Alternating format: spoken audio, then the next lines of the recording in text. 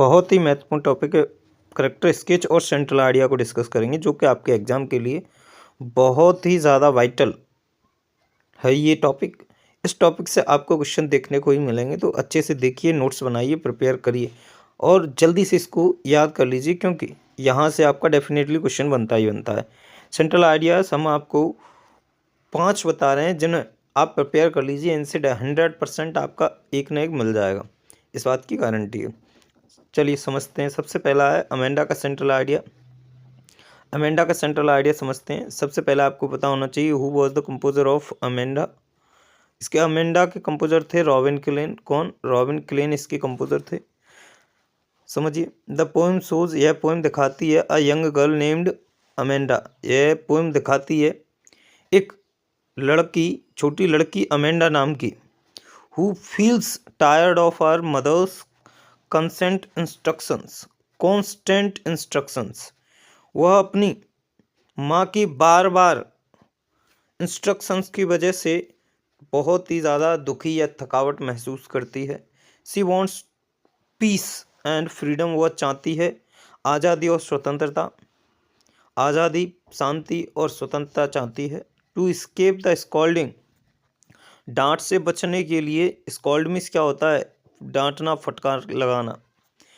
C imagines a happy and free life.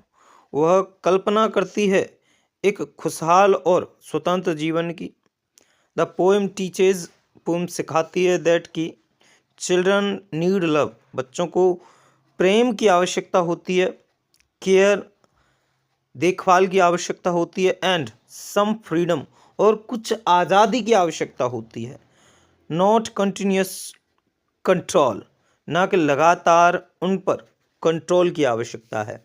तो कहीं ना कहीं इस अमेंडा चैप्टर से प्रत्येक पेरेंट्स को भी समझना चाहिए और अपने बच्चों को ज़्यादा कंट्रोल से बचना चाहिए, यानी कि हमेशा उनको कंट्रोल नहीं करना चाहिए।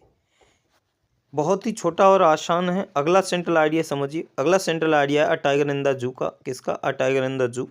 अ टाइगर इन द जू के कंपोजर हैं लेज़ली नॉरिस। क्वेश्चन आएगा आपके एग्जाम में, who is the composer of a tiger in the zoo? तो करेक्ट आंसर क्या हो जाएगा? Lazily Norris. इसी प्रकार से आपसे एक क्वेश्चन पूछा जा सकता है कि द बॉल पोएम के कंपोजर कौन है? तो द बॉल पोएम के कंपोजर हैं कौन? John Berryman. कौन है? John Berryman. समझिए सेंट्रल आइडिया को। द पोएम शोज, पोएम दिखाती है the sad life of a tiger in a cage. एक पिंजरे में रहने वाले टाइगर की दुखी या उदास जिंदगी को दिखाती है। टाइगर इज एंग्री, टाइगर गुस्सा है, एंड हेल्पलेस, और असहाय है, बिकॉज, क्योंकि, he is away from the forest, क्योंकि वह जंगल से दूर है। The poet criticizes keeping wild animals in cages and says animals should live freely in nature। यानी कि पोइट आलोचना करते हैं जानवरों को पिंजरे में रखने की, जानवरों को पिंजरे में रखने की आलोचना करते हैं और कहते हैं animals should live freely in nature, कि जानवरों को स्वतंत्र नेचर में रहना चाहिए, जानवरों को स्वतंत्र नेचर में रहना चाहिए। ये सेंट्रल आइडिया था अ टाइगर इन द जू का। समझिए नेक्स्ट है डस्ट ऑफ स्नो। नेक्स्ट क्या है? Dust of snow. Dust of snow अपने आप में बहुत ही आसान टॉपिक है और चैप्टर है, और इसमें ना कहीं बेसिक सी बात की गई है। आपकी फर्स्ट पोएम है 10th क्लास की। समझिए, द पोएम शोज, पोएम दिखाती है दैट की स्मॉल इवेंट्स, छोटे छोटे events can change our mood, यानी कि छोटे छोटे इवेंट्स हमारी मनोदशा को परिवर्तित कर सकते हैं। वैन, जब snow falls on the poet, जब पोइट के ऊपर स्नो फॉल्स होती है यानी कि बर्फ गिरती है। His sadness change into happiness, तो उसकी उदासी खुशी में परिवर्तित हो जाती है। द पोएम टीचेज, पोएम हमें दिखाती है दैट की even small movements of nature can bring positive change in our life, यानी कि छोटे छोटे परिवर्तन पर्यावरण के, यानी कि नेचर के छोटे छोटे परिवर्तन भी हमारे जीवन में एक सकारात्मक परिवर्तन ला सकते हैं। ये थी डस्ट ऑफ स्नो की सेंट्रल आइडिया। नेक्स्ट समझिए फायर एंड आइस का central idea. Fire and ice और डस्ट ऑफ स्नो दोनों ही पोइम्स किसने लिखी है? रॉबर्ट फ्रस्ट ने लिखी। किसने? रॉबर्ट फ्रस्ट ने दोनों ही पोइम लिखी है। द पोइम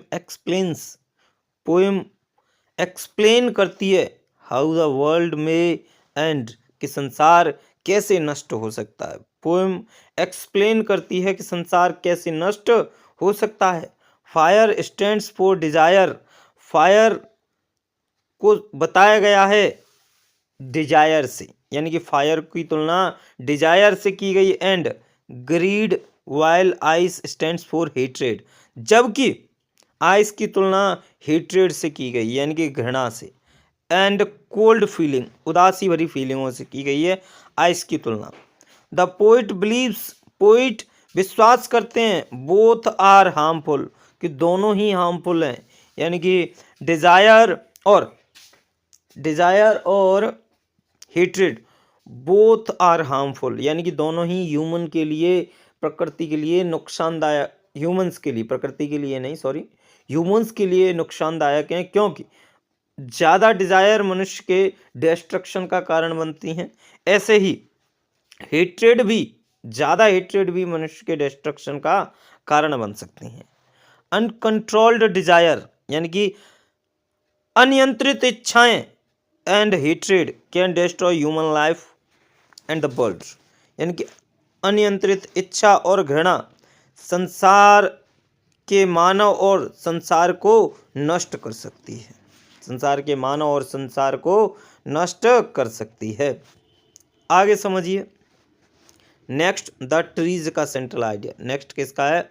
द ट्रीज का सेंट्रल आइडिया, जो कि अपने आप में बहुत ही आसान है। समझिए द पोएम डिस्क्राइब करती है trees trying to move out of houses into the forest, यानी कि वृक्ष प्रयास कर रहे हैं घर से जंगलों की ओर जाने का। इट शोज, यह दिखाता है the desire of nature for freedom, यानी कि प्रकृति की, नेचर की इच्छा आज़ादी के लिए। यह दिखाती है कि नेचर की इच्छा आज़ादी के लिए। The poet compares trees to humans, इसमें पोइट ने पेड़ों यानी वृक्षों की तुलना किससे की है? ह्यूमन से। किससे की है? ह्यूमन से की है। हु फील्स, जो महसूस करते हैं, ट्रैप्ड, यानी कि जो स्वयं को बंद महसूस करते हैं, ट्रैप्ड करते हैं, यानी कि एक जाल में फंसा हुआ महसूस करते हैं। The poem gives the message, poem message देती है दैट की living beings can not live happily without freedom, यानी कि लिविंग बीइंग्स हैं, यानी कि जो सजीव प्राणी हैं, जीवित हैं, वे बिना खुशी के, वे बिना आज़ादी के खुश नहीं हो सकते, वे बिना आज़ादी के खुश नहीं रह सकते। ये थी आपकी द ट्रीज का central idea. The trees poem किसने लिखी? एड्रिन रिच ने लिखी। किसने लिखी? Adrienne Rich. Now come to the next central idea. चलिए नेक्स्ट है सेंट्रल आइडियाज। खत्म हो गए भाई। अब हम डिस्कस करते हैं मोस्ट इंपोर्टेंट कैरेक्टर्स के, जो कि आपके एग्जाम में आने की बहुत ज़्यादा संभावना है। समझिए सबसे पहली है यंग सीगल की। देखिए यंग सीगल आप देखोगे 2 स्टोरीज ऑफ फ्लाइंग चैप्टर से है। तो समझिए सबसे पहले the young seagull was fearful, छोटा सीगल बहुत ही ज़्यादा भयभीत था। And lacked confidence at first, शुरुआत में वह बहुत ही कम आत्मविश्वासी था। He was afraid to fly, वह उड़ने से भयभीत था। And depended on his parents, और वह अपने माता पिता पर निर्भर था। Hunger forced him to overcome his fear, भूख ने उसे विवश किया अपने भय पर विजय प्राप्त करने के लिए। भूख ने उसे अपने भय पर विजय प्राप्त करने के लिए विवश किया। वंस ही फ्लू, एक बार वह उड़ा। ही गेन्ड कॉन्फिडेंस, उसमें आत्मविश्वास आ गया। एंड जॉय, और खुश हो गया। हिज कैरेक्टर शोज, उसका चरित्र दिखाता है दैट की courage develops when one faces fear bravely, यानी कि जब एक बार किसी समस्या का बहादुरी से सामना कर लेते हैं, यानी भय का तो हमें आत्मविश्वास आ जाता है, साहस आ जाता है, करेज आ जाता है। ये यंग सीगल का करैक्टर स्केच था, यानी कि एक बार वह उड़ गया, उसके बाद वह आराम से उड़ सकता था। नेक्स्ट करैक्टर स्केच डिस्कस करते हैं हम, जो कि करैक्टर स्केच है बल्ली वाले चैप्टर से। किससे? बल्ली वाले से। अब मैडम राइट्स, बस ये वाला चैप्टर है। समझिए, बल्ली एक लड़की है छोटी सी, जो ट्रैवल करना चाहती है। समझिए, बल्ली was a curious, confident and determined girl. बल्ली एक क्यूरियस यानी कि उत्सुक, आत्मविश्वासी और दृढ़ निश्चयी लड़की थी। She dreamed of riding a bus. उसका सपना था बस को राइड करना। And planned carefully to fulfil her wish. और उसने योजना बनाई अपनी इच्छा को पूरा करने की। She was independent. वह इंडिपेंडेंट थी, यानी कि किसी पर निर्भर ना होना। And bold for her age. और अपनी उम्र के लिए बहुत ज़्यादा बहादुर थी, यानी कि जितनी उसकी उम्र थी उससे बहुत ज़्यादा बहादुर थी वह। ड्यूरिंग द जर्नी के दौरान सी लर्नड, उसने सीखा about life and death.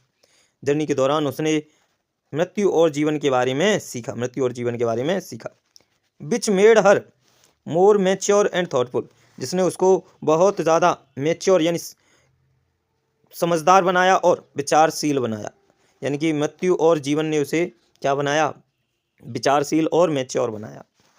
Next Anne Frank का करैक्टर स्केच है। नेक्स्ट किसका है? Anne Frank. Anne Frank was an intelligent, cheerful and thoughtful girl.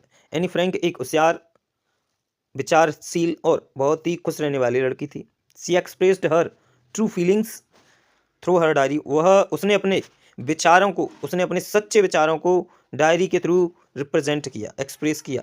C was honest, वह ईमानदार थी। And self critical and wanted to improve her self, स्वयं को improve करना चाहती थी। Anne understood human nature deeply despite her young as.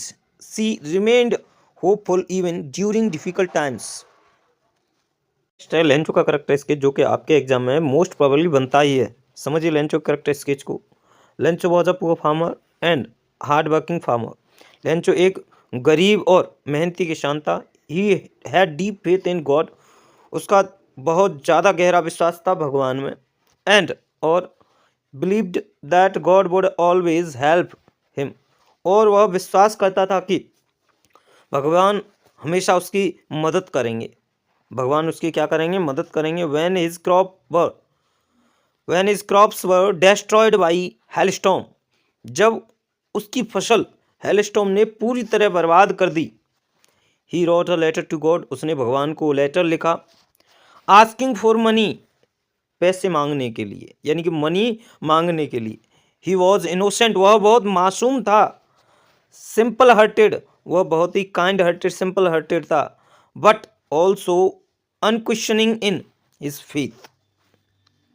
Next समझिए, give a character sketch of Nelson Mandela.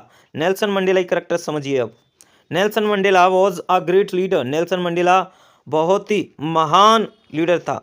Nelson Mandela एक महान लीडर था। एंड और फ्रीडम फाइटर, एक फ्रीडम फाइटर भी था। ही बिलीव्ड, वह विश्वास करता था इन इक्वलिटी, जस्टिस, ह्यूमन डिग्निटी। वह विश्वास करता था इक्वलिटी में, जस्टिस में और डिग्निटी में, यानी कि ही फॉट, वह लड़ा ब्रेवली, बहादुरी से, against apartheid and never lost hope. वह बहुत ही बहादुरी से लड़ा भेदभाव के प्रति, और उसने कभी आशा नहीं खोई। ही थॉट, उसने सोचा, दैट कि फ्रीडम इज प्रीशियस, फ्रीडम यानी कि आज़ादी बहुत ही कीमती है। कम्स विद रेस्पॉन्सिबिलिटी, जिम्मेदारियों के साथ आती है। Mandela was courageous, patience and an inspiration for the world, यानी कि मंडेला देश के लिए क्या है? इंस्पिरेशन